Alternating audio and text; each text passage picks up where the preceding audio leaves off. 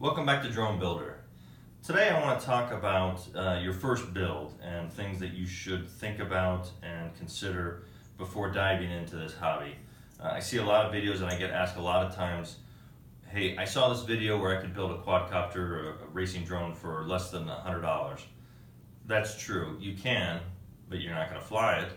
And here's why. There's a great video, I'm going to put it down in the description, a link to it.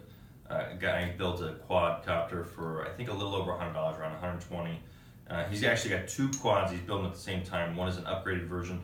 Definitely get the upgraded version. It's got the SP Speed Racing F3 board on it. That's a much better flight controller.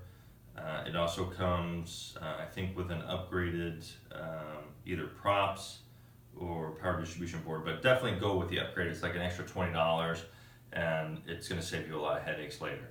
So yeah, you can build one of these, but you're not going to fly them. Here's why. Here's some things that they left out, and I don't know if they assume you have them already, which would be weird if you're trying to build a quad, on the cheap like I did for your first one. So here's a list of things that you need to fly this thing before you can get out there. First of all is a remote. You need a remote. I got the Tyrannus X9D Plus. This is a great remote. I wish I'd have bought it when I started, and I'll tell you why I wish I would have bought it is because this one runs S-Bus, and I can hook it up straight to my computer and run a simulator on it. And so my recommendation to anyone that's thinking about getting into the hobby is buy your remote first. Just start with this, buy a nice one.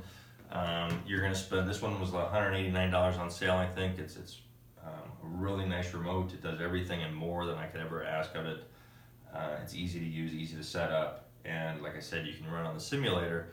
And so, for 200 bucks, you're going to have something that's going to last you a long time. It's going to work the way you want it to work. It's going to be easy, and you can run the simulator on it, which is vital. I did not do that. I made the mistake of being a dumbass and trying to be cheap, and I bought this FlySky little, and it runs on PWM, and I think it was around $60. And you kind of get what you pay for. I couldn't hook it up to a computer and run a simulator on it because it's running the PWM firmware, or communications software. So I'm stuck in a lot of different ways. Number one, I couldn't run a simulator, and why that's bad is because the only way I learned how to fly them, and that I did learn how to fly, is by taking these out and crashing them over and over and over again. And what happens is when you crash, stuff breaks, and then it costs you money to replace that thing and go out. Plus it's frustrating in that, hey, I got to fly for 8 seconds, I crashed, I broke my, my antenna for my receiver off, or I broke a ESC, came loose, whatever. I'm done flying for the day, that's not a lot of fun. So definitely before you do anything, if I was gonna give real advice and say go buy a remote, run some simulators, there's lots of free ones out there.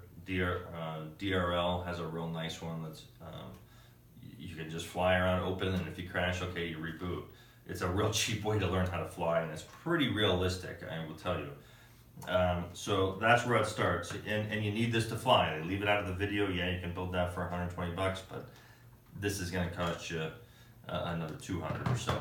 The other thing you need is you need goggles. You want to fly these first person like you're sitting in the cockpit. You can fly in point of view or from line of sight, but that's really not that much fun. So you get disoriented to which way's forward versus when you're wearing the goggles, you're basically sitting in the cockpit, which way's forward. So you can do what I did, which is be a dummy and go cheap and buy these $60 Eachine goggles. They've got one screen in them. It's kind of far away from your eyes. It'll work. It's fine, but you are going to upgrade eventually to some kind of goggles that look like this. These are the Fast Shark teleporters, and they come with a battery, they come with everything you need. They even came with a transmitter, which I ended up trashing because I didn't like it, but I do like the goggles. These were roughly $200.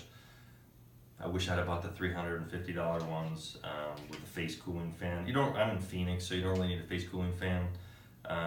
It's so dry here that the sweat isn't really an issue, but if you live somewhere humid, you probably want something with a face cooling fan. But again, I wish I'd have bought the nice ones, but these were $200 and I'm stuck with them, and I'm going to fly them until I just can't take it anymore, or I have an extra $350 laying around. So you're gonna need those. You can't, I mean, you can fly, but what's the point of if you're not flying first person? So a couple things else that I left out of the video. The batteries, you are not gonna go anywhere without some power to this thing. So batteries will run you 20 bucks, up to 40 bucks a piece. Make sure you get the 4S batteries. These are 14.8 volt, 40 cell, and I think that has to do with the capacity discharge, 40C, and then 1300 milliamps. Thus, I've got 5 batteries right now, and they're all the same voltage and milliamps. So just make sure you get the 4S, but these will run you 20 bucks a piece, and they're only gonna last you 10 to 15 minutes at most, and so you're gonna get, okay, great, you go fly for 15 minutes. This is a lot of work to go set up, get your chair set up, get everything synced up, get out, and then fly for 13 minutes. Like that's not fun. So you need more than one of these. So like I said, if you can order them in pairs, and I'd probably start off with 4 batteries if you've got significant simulator time in and you get confident to go fly. At least to start, and so those will run you, $100 to get 4 of them. Now, when you're done with these and you've run them out of juice, you got to charge them. So you're gonna need a charger. Chargers aren't expensive, 40 bucks, not bad, but you got to do it. They sell a separate plate that comes with this that you can plug in up to, I think, 6 batteries if they're all the same cell and voltage and milliamp. You can plug them all in at the same time and charge them all at the same time. I typically don't fly spur of the moment, so I'm not sitting around making sure my batteries are charged at all times. I know well in advance, hey, I'm traveling to here to go fly, so I'll charge them well in advance. So the plate, I think it's like $10, but it's really not necessary for me and for any beginners. It's not an expense you need to incur right away. One thing I would absolutely recommend is a set of these. I call them Allen wrenches, Allen drivers. They're called hex drivers. They're 10 bucks. The hood, everything on these things is Allen wrench or hex head. The 2.5 and the 2 millimeters are the things you're gonna just use the hell out of. And you can get away without doing them. I mean, you can use regular Allen wrenches, and we've all put together IKEA furniture or whatever and dealt with that. But for 10 bucks, I mean, come on, you're gonna save yourself a lot of time and headache. So definitely for $10, get a set of these. You're gonna use them every friggin' day or every time you're working on this. A couple things that I would also recommend you're gonna buy heat shrink if you're building your own quad. He didn't talk about it in the video, but you need to protect some of these wires, the speed controllers that are sticking out.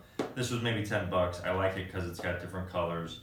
The largest ones in here are just big enough to go over the speed controllers and keep them. And then I use I found these cool little zip ties, and they're like straps at Ace Hardware, and I bought the last set of them, and I haven't seen them restock them, but they're cool. But the speed or the shrink wrap, you need it on speed controllers. You might need it a couple other places where you're connecting wires to each other or splicing and stuff.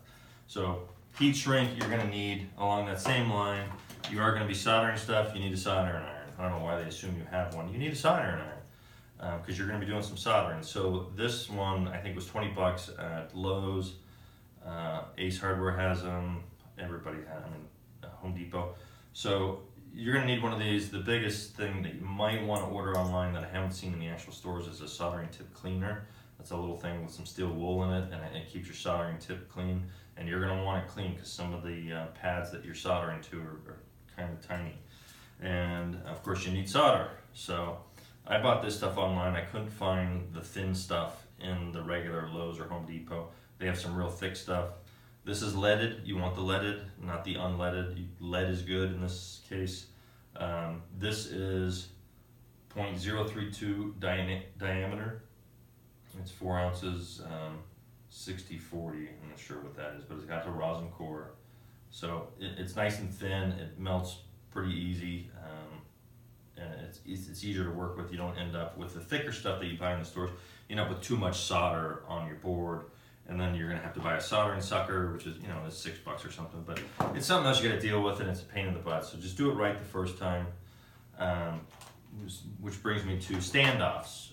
These towers, and some of the kits or I mean, if you're buying everything separate, which is what I did, and I would do it again that way. I don't like the kits. I want to pick out my own motors. I want to pick out my props. I want to pick out what I want on this thing and how I want it to look. So, which is a good thing and a bad thing. But the standoffs on the tower, sometimes they'll come with stuff with the kit or the frame, or maybe they come with the flight controller. But you're going to need them. They separate the two boards here on the tower, the power distribution board on the bottom, the flight controller on the top. And so you have a couple options.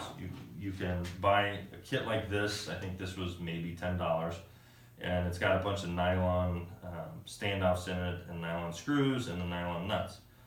Now, the problem with these is nylon breaks. It will break, and for whatever reason, these towers break, and then they sit crooked, and your accelerometer on your flight controller doesn't know what to do, and you fly crooked, and it's not a lot of fun. It's not good for the quad. It's not good practice flying. So you'll have probably enough in here to last you a year. And some of these bigger ones you're never going to use, so half the kit I just disregard. So, you know, that's fine, and you're going to fight with them in the field if they break, and at home repair them. The other option is to buy these nice little rubber standoffs.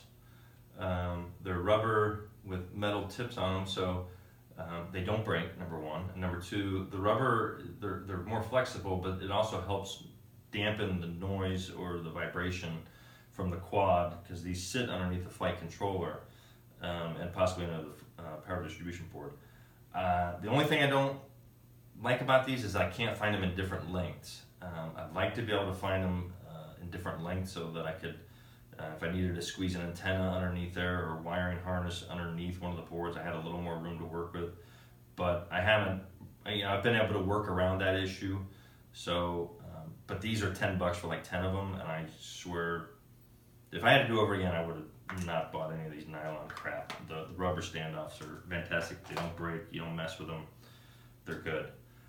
So that's it for that's my advice if you're building your first drone. So I hope you have a lot of fun.